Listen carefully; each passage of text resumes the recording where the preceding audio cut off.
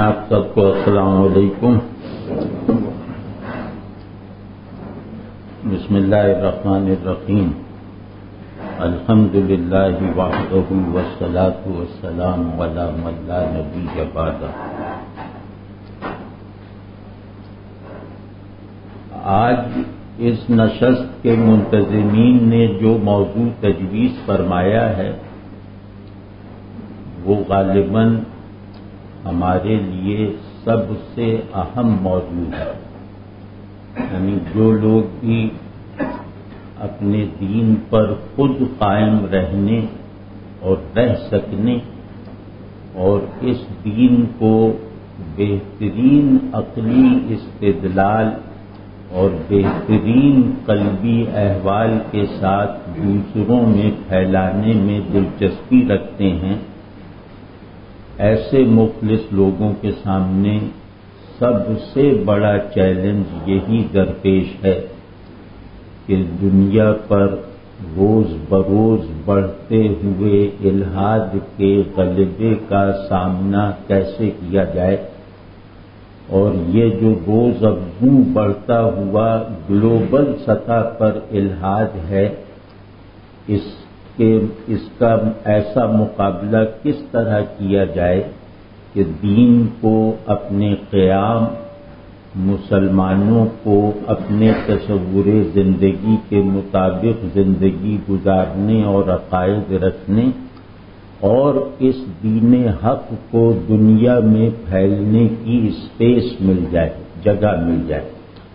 کیونکہ ہم جس دور میں رہ رہے ہیں اس دور میں الحاد نہ صرف یہ کہ دین کے لیے، خدا کے لیے کوئی جگہ نہ چھوڑنے پر پوری مضبوطی سے ڈٹا ہوا ہے، بلکہ اس سے زیادہ خوفناک اور پریشان کن بات یہ ہے کہ جتنا ایریا دین کے پاس تھا دنیا میں، اس علاقے میں بھی کمی آتی جا رہی ہے، اور مسلم معاشروں میں الحاد کی دراندازی کا عمل اتنا ہی تیز ہے جتنا بقیہ دنیا میں ہے، اور مسلمانوں کے خصوصاً جدید تعلیم یافتہ طبقات میں الحاد کی قبولیت کا رجحان اتنا ہی قوی ہے جتنا غیر مسلم سوسائٹیز میں ہے۔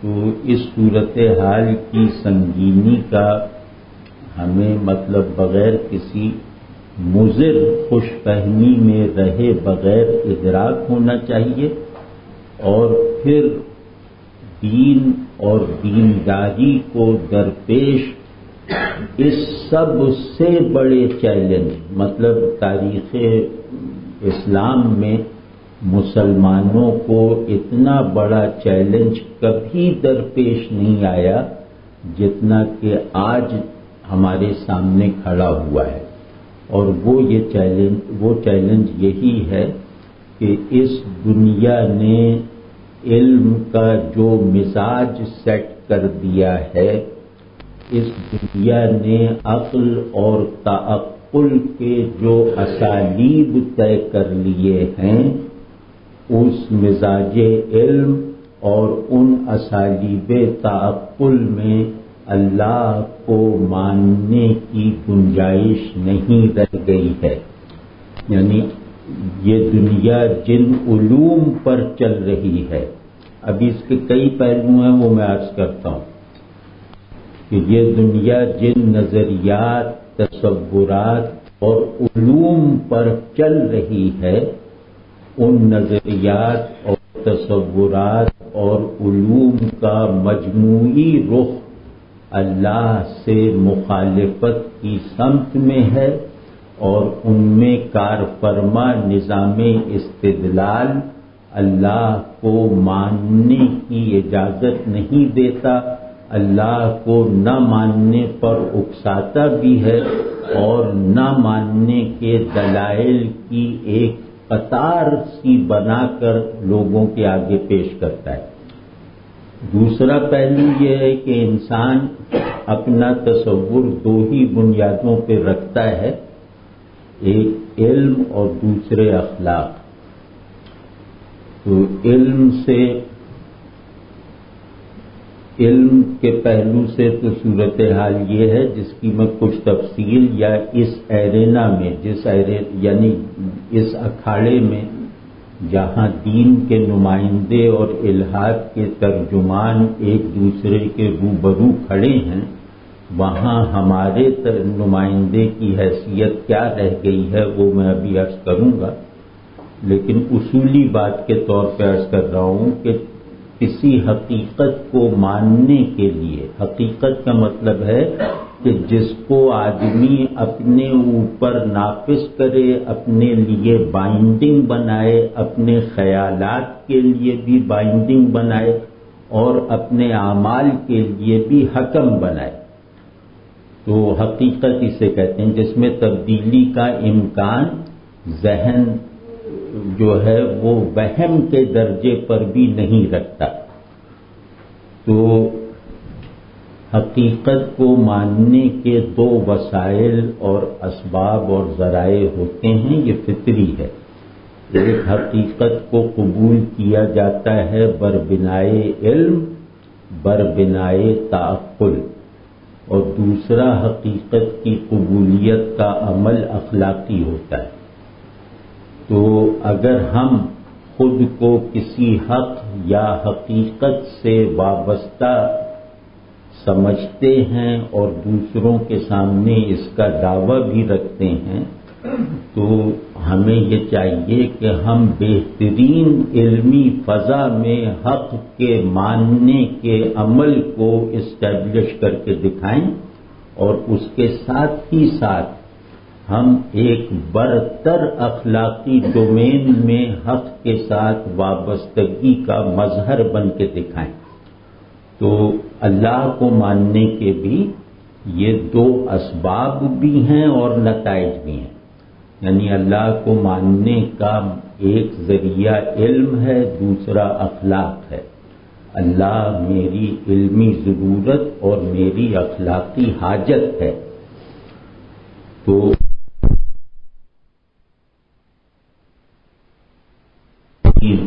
کا سبب ہے، اور دوسرے پہلو سے یہ ایمان کا نتیجہ ہے. یعنی ایمان رکھنے کے لیے بھی، ایمان لانے کے لیے بھی علم و اخلاق میں ایک انقلاب برپا ہوتا ہے، اور ایمان لے آنے کے بعد اس کے نتائج گویا علمی اور اخلاقی کرامتوں کی شکل میں ظاہر ہوتے ہیں.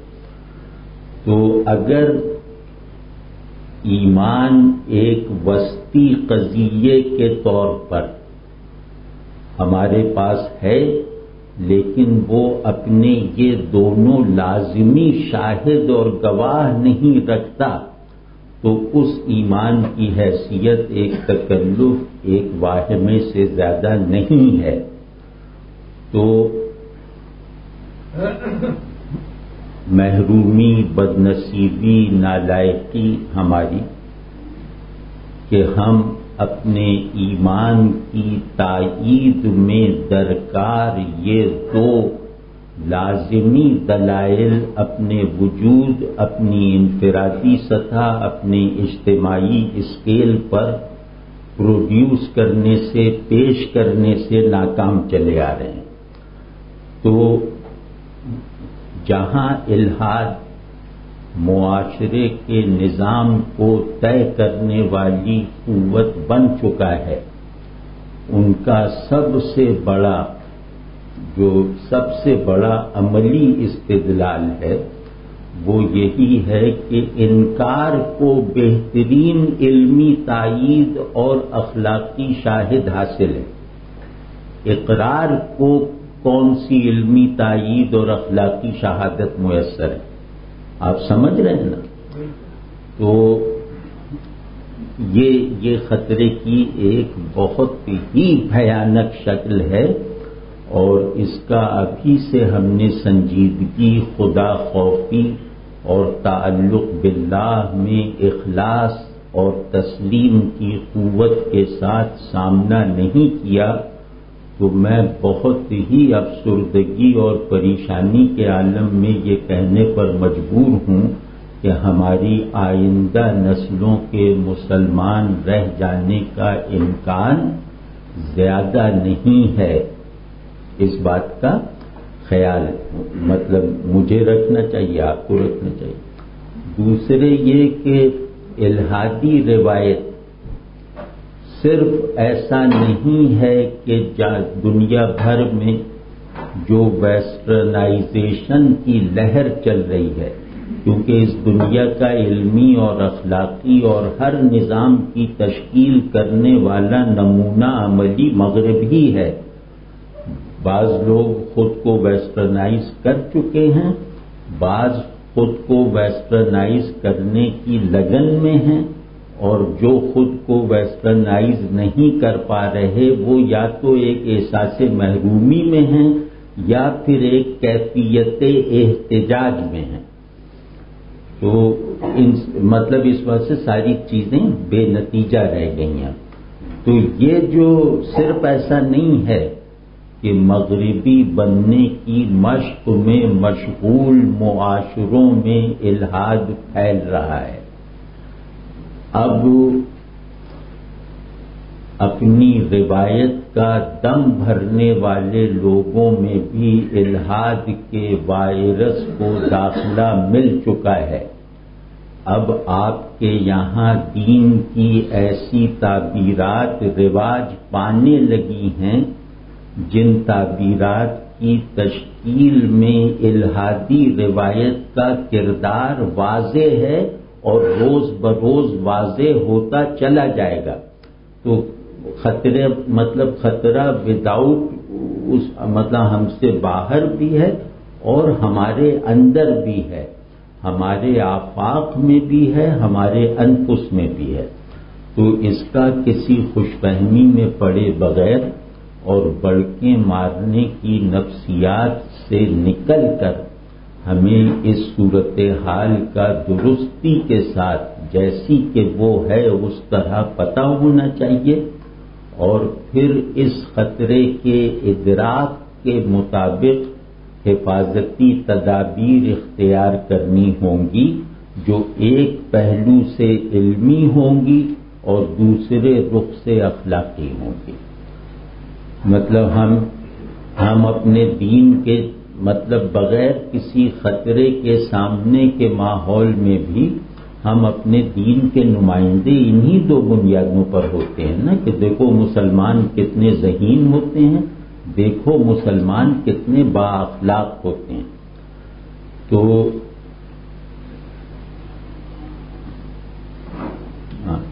تشریف تو اس میں جو ہے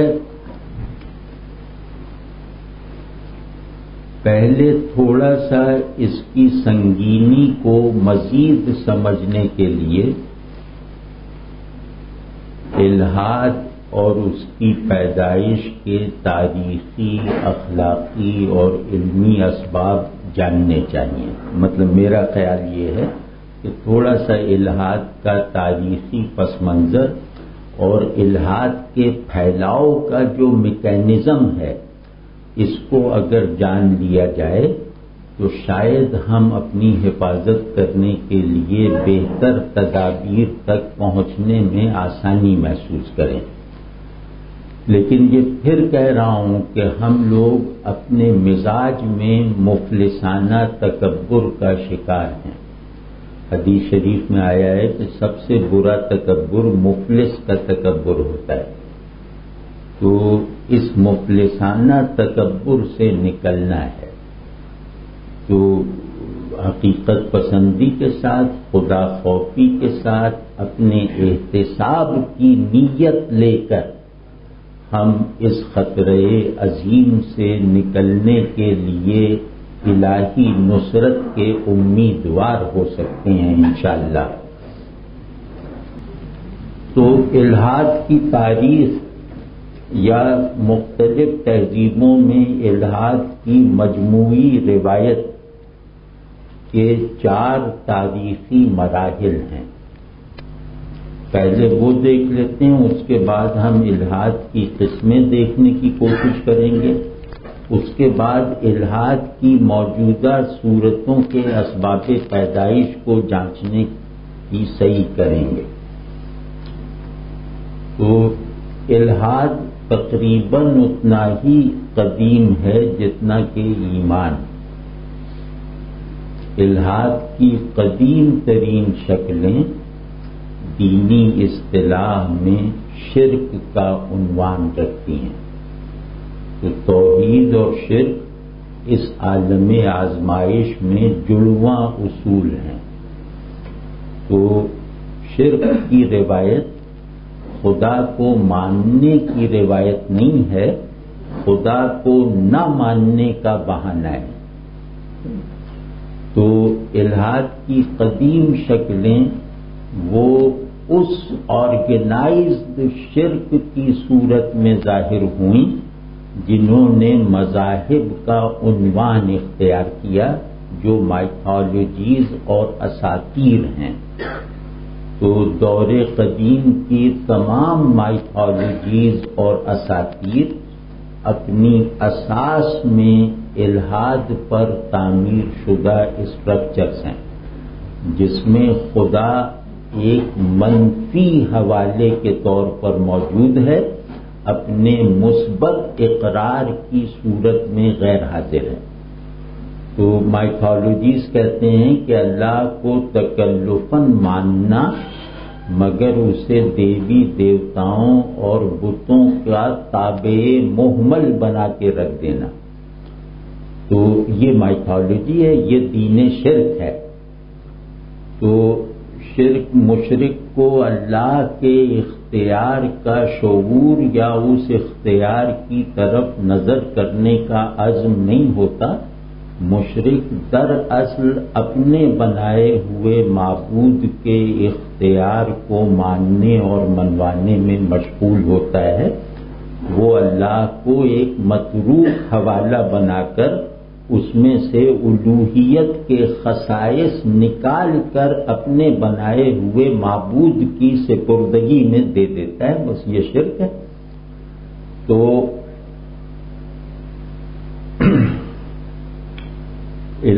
ایک دور قدیم کا الحاد ہے جس کو دور کرنے کے لیے نبوت کا ادارہ اور روایت قائم ہوئی۔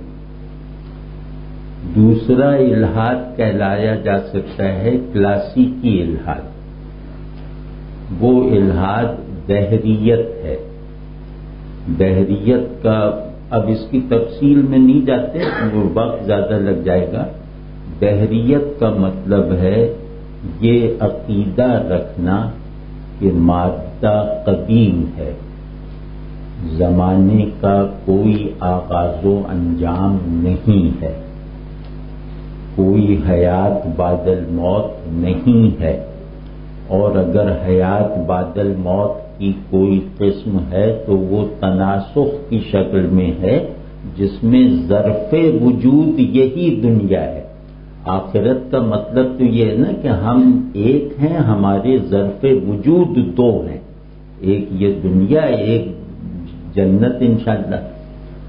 تو وہ کہتے ہیں کہ ظرف وجود ایک ہے، میٹر ابھی اس باڈی میں ہے، بعد میں اس باڈی کے ڈیزالو ہونے پہ دوسری باڈی میں شیپ ہو جائے گا، یعنی تناسخ۔ تو کلاسیکی الحاد مٹیریلزم یا مادے کو قدیم ماننے کی بنیاد پر استوار تھا، اور اس میں یونانی سب سے آگے تھے۔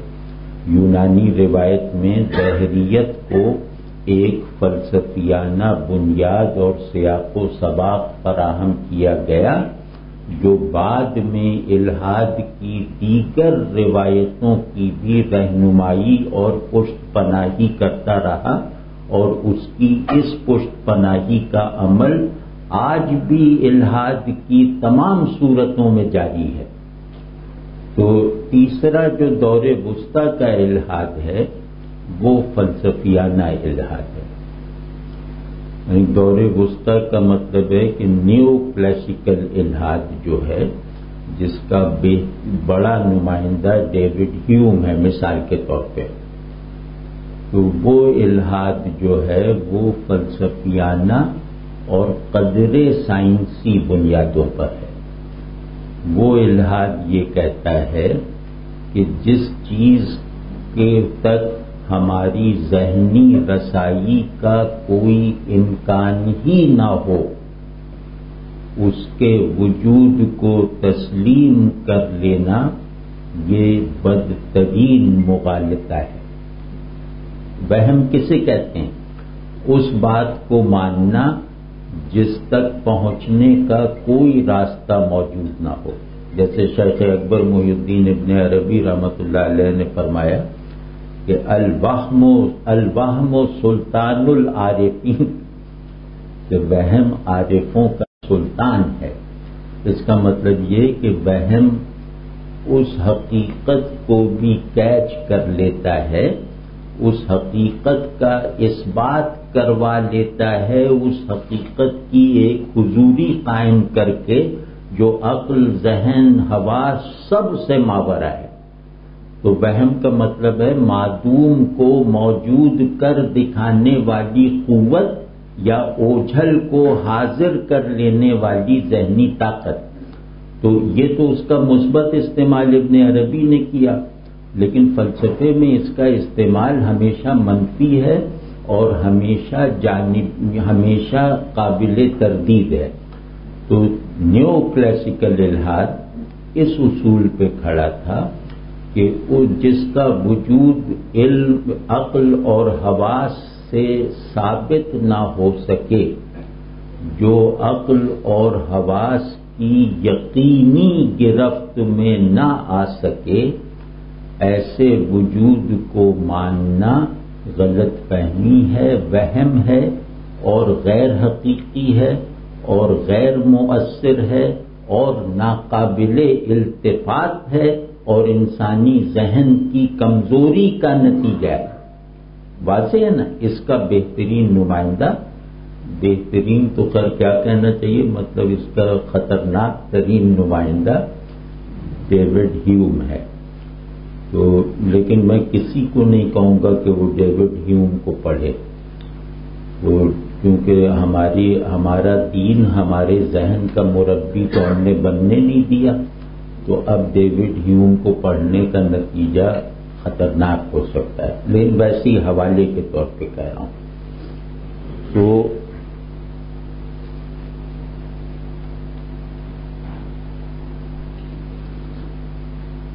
تیسرا فیز جو ہے یا چوتھا فیز، وہ ہے جدید سائنسز کی بنیاد پر بننے والی تھیوریز کے نتیجے میں الحاد کو مضبوطی ملی۔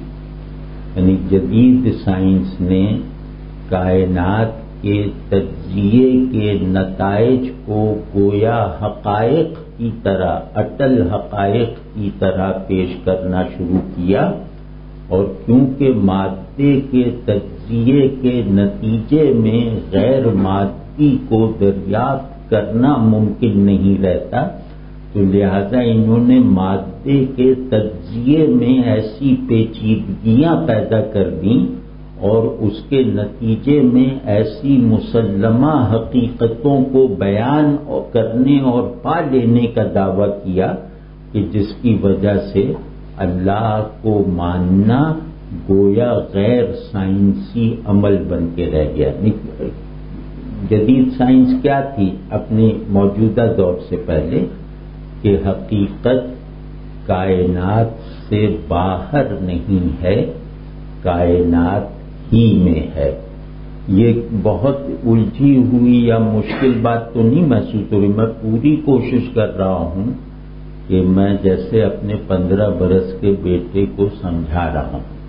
مطلب یہ کام اتنا ضروری ہے کہ اس کو خطابت یا عبارت آرائی کی نظر نہیں ہونا چاہیے، یہ کام سب کی سمجھ میں آنا چاہیے، کیونکہ سب اس کے مکلف ہیں۔ یعنی تم سودی نظام سے لڑنے میں جان دینے پہ تیار ہو، وجود باری تعالی کے انکار کی روایت کے آگے تم سوئے پڑے ہو. مطلب یہ ترجیحات کا کتنی غلط ترجیحات ہیں. تو خیر اگر کوئی بات مشکل ہو تو بعد میں تفصیل کریں گے انشاءاللہ. تو جو چیزوں کو دیکھنے کا سائنسی تناظر ہے اس کی بنیاد اس دعوے پر رکھی گئی کہ حقیقت یعنی اٹل حقیقت یہ کائنات کے اندر ہے، کائنات پر باہر سے مؤثر نہیں ہے. اب یہ ایک اتنا بڑا دعویٰ تھا اور اس کی تائید میں حسی شہادتیں اور محسوساتی ڈیٹا بہت تھا نا. تو اس دعوے کی قبولیت اور اس دعوے کو تسلیم کر لینے کے نتیجے میں خدا کو ماننا گویا لاشعوری طور پر ایک غیر سائنسی عمل بن کے رہ گیا. تو تیسرا فیز یا چوتھا فیز الحاد کا اسے ہم نام دے سکتے ہیں. جیسے تیسرے فیز کا عنوان ہے فلسفیانہ الحاد، چوتھے فیز کا عنوان ہے سائنسی اخلاق، اور اس کے بعد جب جدیدیت کا دور شروع ہوا یعنی پچھلی 2 صدیوں میں تو الحاد اخلاقی الحاد بن گیا جس کی بعض قسموں کا ہمیں سامنا ہے. ابھی ہم انشاءاللہ اس کو شان پھٹک کر ہم الحاد کی جب موجودہ صورتوں پر آئیں گے جو پریویل کرتی ہیں الحاد کی روایت کو تو پھر بات زیادہ واضح ہو جائے گی. لیکن ادوار گنوا رہا ہوں تو 5واں فیز ہے کہ الحاد کو اخلاقی ضرورت بنا کر پیش کیا گیا، یعنی مسئلہ خیر و شر کو اٹھایا گیا. یعنی کہ 5ویں فیز میں الحاد کا سب سے قریبی اور سب سے قریبی اور مضبوط جو سبب ہے وہ مسئلہ خیر و شر ہے. مطلب یہ کہ اگر اللہ رحمان و رحیم ہے تو شر کو، ظلم کو، مصیبتوں کو موجود نہیں ہونا چاہیے. یعنی اللہ اگر تمہارے دعوے کے مطابق رحمان و رحیم اور قادر مطلق ہے کہ اس کے اذن کے بغیر پتا بھی نہیں کھڑک سکتا اور اس کے قبضے قدرت سے کچھ بھی باہر نہیں ہے، تو ایسی خالق کائنات رحمان و رحیم اور قادر مطلق ہستی کی بنائی ہوئی دنیا میں شر، ظلم، مصیبتیں، بیماریاں، تکلیفیں کیوں ہیں؟ تو یا تو وہ قادر مطلق اور رحمان و رحیم نہیں ہے، خالق ہم مان لیتے ہیں، رحمان و رحیم اور قادر مطلق نہیں، یا یہ کہ خدا ہے ہی نہیں. تو خیر و شر کا مسئلہ الحاد اور تشکیک دونوں کی مشترکہ بنیاد ہے. اب اس بات پہ غور کیجیے.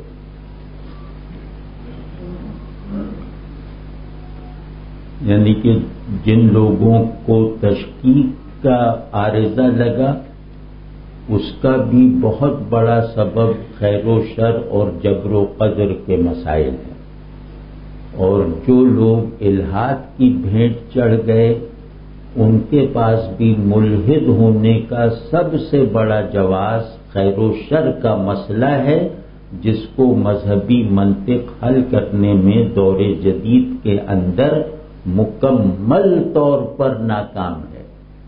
مطلب کوئی استثنائی کامیابی بھی کوٹ نہیں کی جا سکتی. کوئی جدید مذہبی لٹریچر کا ایک پیراگراف کوٹ نہیں کیا جا سکتا جو الحاد کے اخلاقی سبب سے پیدا ہونے والے اعتراضات کا قابل لحاظ جواب سمجھا جائے، یعنی قابل تسلیم ہونا تو دور کی بات ہے، وہ سوال کی یا مسئلے کی اس علمی سطح کو ٹچ کر لینے والا جواب بھی نہیں ہے۔ اس بات کو سمجھ لو، ورنہ یہ کہ ہم اپنی پتنگ اڑاتے رہیں گے اور وہ اپنا جو راکٹ ہے، اسپوٹنک ہے، وہ اڑاتے رہیں گے، یہ متوازی دنیا بنی رہے گی اور ہم اپنی پتنگ کو ان کے F-16 کا جواب سمجھنے کی عادت پال لیں گے۔ تو یہ غلطی ظاہر ہے کہ یہ دین سے نادان کی دوستی ہے کہ آپ چنگیز خان کے خلاف مبارزت کے لیے مجھے بھیج دیں۔ وہ آدمی دین کا نادان دوست ہوگا نا جو چنگیز خان للکار رہا ہے اور آپ اپنے لشکر میں مجھے منتخب کر کے بھیج دیں کہ تم جا کے اس کی گردن اڑا دیں۔ تو اس وقت ہمارے اہل علم کا کردار الحاد کی مبارزت کے سامنے سچی بات یہ ہے کہ وہ ایسا ہی عمل ہے کہ ہم چنگیز خان کی مبارزت طلبی کے جواب میں مجھ ایسے آدمی کو بھیج رہے ہیں کہ تم جاؤ اور تم تو بے تیغ بھی لڑ سکتے ہو، تمہاری نگاہ سے اس کی گردن اڑ جائے گی۔ تو یہ اس مہلک خوش فہمی سے نکلیں، یہ ہمارا دین نادان دوستوں اور دانا دشمنوں کے نرغے میں ہے۔ اس وقت ہماری صورتحال یہ ہے۔ اس صورت جب اپنا مریض ہونا محسوس کریں ہم، تبھی تو دوا کھانے کی نوبت آئے گی نا۔ اگر میں خود کو صحت مند سمجھنے کی غلط فہمی میں مبتلا ہوں تو مجھے تو کسی دوا تک لے جانے والی کوئی طاقت گویا پیدا ہی نہیں ہوئی۔ تو اس کو سمجھیں۔ تو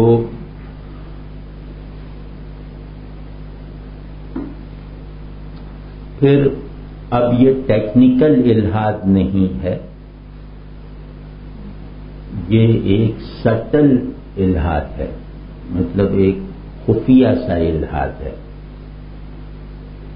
وہ ہے دین کو اپنی زندگی کے اہم تر دائروں میں لا تعلق اور بے اثر کر لینا۔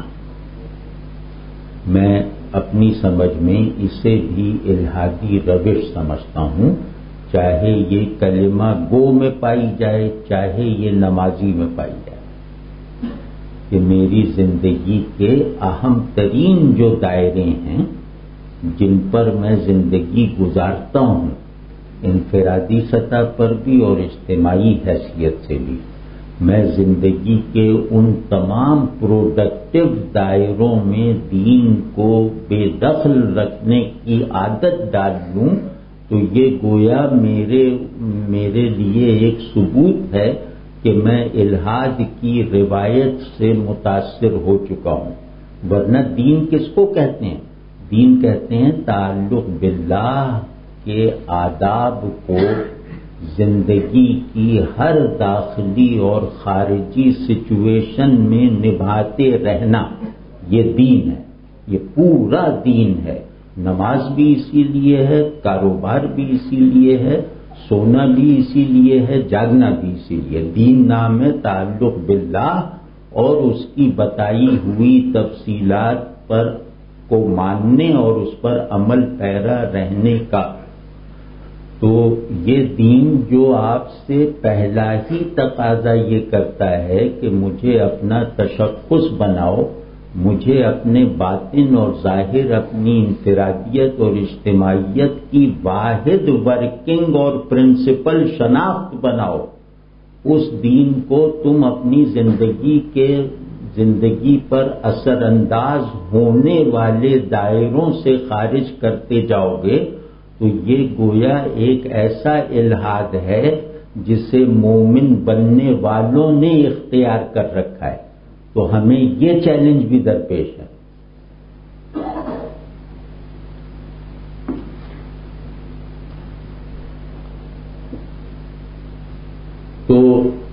دور جدید میں اللہ کے حوالے سے، ایمانیات کے حوالے سے دو رویے واضح طور پر حالت غلبہ میں پائے جاتے ہیں، اور اس طرح پائے جاتے ہیں کہ انہیں کوئی بڑی مزاحمت درپیش نہیں ہے۔ تو اللہ ابو جہل کو اگر پیدا کرے تو یہ دعا نہ کریں کہ اللہ ابو جہل نہ پیدا کرے، لیکن یہ دعا تو کریں کہ اللہ صدیق و عمر اور عثمان و حیدر پیدا کرے۔ تو اب ابو جہل کی پیدائش کا عمل ہے، اور مقابلہ کرنے کے لیے ہم ایسے مجاہدین اسلام ہیں، تو کیا نتیجہ نکلے گا؟ تو اب جو الحاد ایک جیسے لچکدار عنوان ہے، اس کی دو شکلیں مروج ہیں، دو صورتوں میں یہ اپنی تاثیر میں اضافہ کرتا چلا جا رہا ہے۔ پہلی صورت ہے خدا کے انکار کی، خدا کے واضح انکار کی، یعنی میں خدا کو نہیں مانتا کیونکہ یہ علمی تقاضا ہے، یہ اخلاقی مطالبہ ہے، یعنی خدا کو نہ ماننا علمی تقاضا بھی ہے اور اخلاقی مطالبہ بھی ہے۔ اور دوسرا رویہ ہے خدا سے لا تعلقی کا، یعنی خدا گویا ہے ہی نہیں، نہ میں اس کے اقرار کے دلائل تلاش کرنے میں دلچسپی رکھتا ہوں، نہ اس کے انکار کی لاجک وضع کرنے سے میرا کوئی لینا دینا ہے، میرا کوئی سروکار ہے۔ تو یہ دو متوازی رویے ایک دوسرے سے کی کمک کرتے ہوئے ہماری طرف یلغار کر چکے ہیں، ہماری حفاظتی فصیلوں میں نقب لگا کر ہماری تہذیبوں میں داخل ہو چکے ہیں، اور صرف ہماری تہذیبوں ہی میں نہیں، ہمارے باطنی احوال میں بھی اپنی آمیزش کر چکے ہیں۔ مطلب کتنے لوگ ہیں جن کو وجود باری تعالیٰ پہ کوئی وسوسہ آئے تو اللہ سے تعلق کی ایک قلبی شدت سے اس وسوسے کو ذہن میں جگہ بنانے کا موقع ہی نہ ملے، کتنے لوگ؟ مطلب آئیڈیل صورت تو یہی ہے کہ اللہ تبارک و تعالیٰ کے ساتھ میرے تعلق میں ایسی معنویت اور ایسی احوالی شدت اور استقامت ہونی چاہیے کہ اس تعلق میں سچائی کی بدولت میں اللہ کے وجود پر اٹھنے والے سوالات کو گویا اپنے لیے ایک کرسٹلائزیشن کے ساتھ حل کر لیتا ہوں۔ تو یہی صورت معاشروں کی بھی ہوتی ہے، یہی صورت نبوی معاشروں کی ہوتی ہے، نبیوں کے بنائے ہوئے معاشروں کی۔ تو وہ تو صورت رہی نہیں۔